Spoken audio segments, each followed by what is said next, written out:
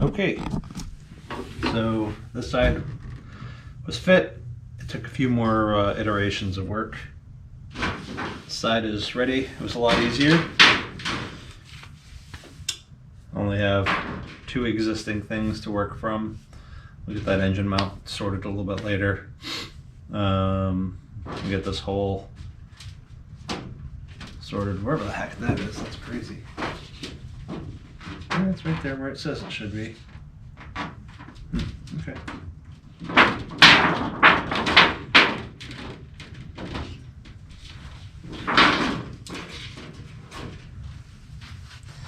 So now we gotta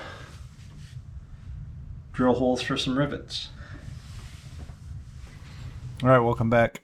As promised, I did shorten up all the rest of the stuff for this, so we just have one more video. I'm currently marking out the holes that will be in the firewall for the rivets that are going to go through. I'm not sure why he has you do it this way instead of just poking them through, and then like drilling them straight through the foil.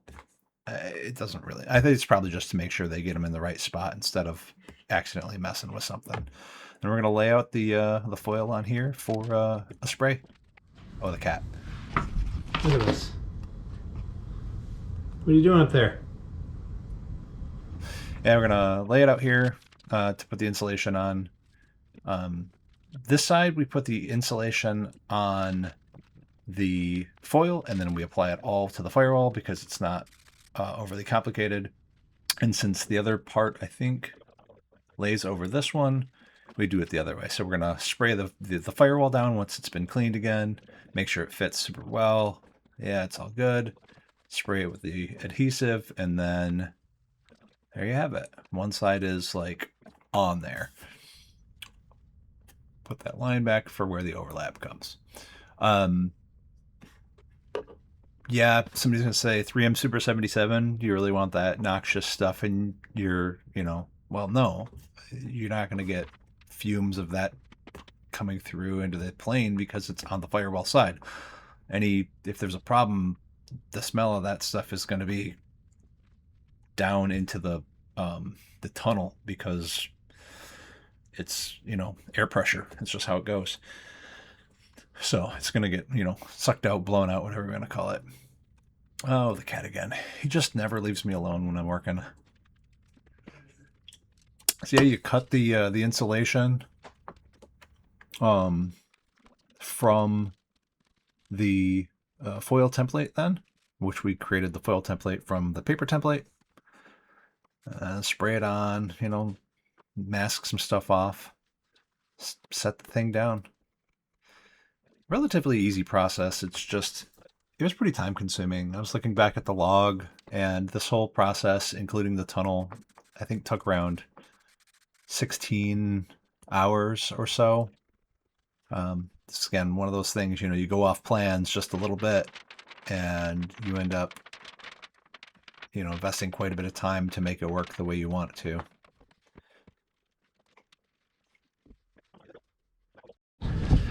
Yes, the engine mount is on here. Why? Because I cut out the top spots. That's easy. Bottom, we'll have to see. To mark that, cut a bit of foil and insulation from the bottom of both sides. Bottom middle over here and here, and then all the way over there. Sort of have to make a judgment call on that. That's fine. And realistically, it's all about the sound deadening for me, with the added bonus of a little bit more heat rejection. And it's amazing how much sound deadening that does. You heard it, right? It was just thump thump. It was so, like, you tap your finger on the stainless steel by comparison, it's loud, very loud. I had a video that I took on my phone that showed the difference, and I think I posted it to Slack, but yeah, that was more than 90 days ago, and therefore Slack deletes it. Okay, so we've got it attached. We had to cut the bottom out because you don't want those parts of the engine mount. You know, that engine mount is held in tension to the firewall, and the mount's on the backside of the firewall. Even the bolts are torqued to a tension torque. So you don't want something like this insulation between the engine mount and the firewall. The only real thing that's going to be between there is going to be the whatchamacallit, the paint that's on the engine mount. Anyway, so yeah, now we do the tunnel. Tunnel's just more of the same. There are a couple that you can kind of see them on the edges of the frame here. There's curved pieces that make the airflow into the tunnel around the stuff really nice. And then you're basically just using sort of sheet or some brackets, L brackets. I think they might even be bent to a certain degree. So they're really nice. Just plop those guys in there, fill this whole area with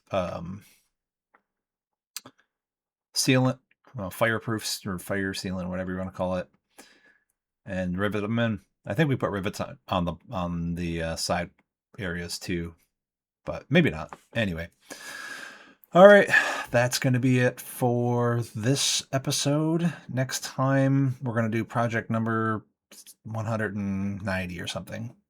See you then.